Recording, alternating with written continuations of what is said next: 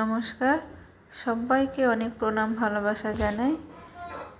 এই কয়েকদিন কার্তিক মাস গেল তো সবার খুব নিরামিষ খাওয়ার উপর থেকে গেছে অনেক কটা দিন।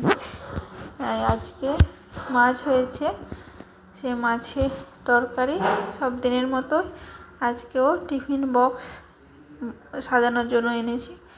এই টিফিন বক্সের মধ্যে যে রান্না হয়েছে চাল কুমড়ো দিয়ে মুসুর ডাল, যেটা খুব সহজে তাড়াতাড়ি করা যায় সেইটা করেছি।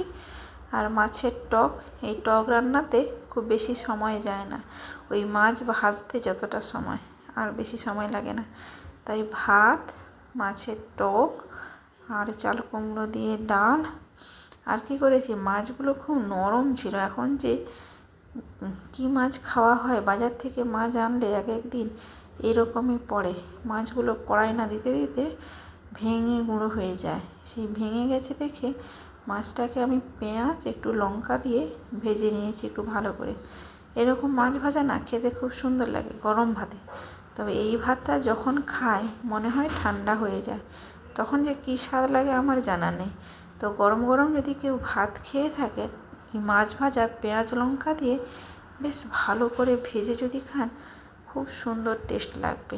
এটা টিফিন কৌটো সাজানো হয়ে গেছে, আর এটা ছেলের জন্য ভাত বেড়ে নিচ্ছি।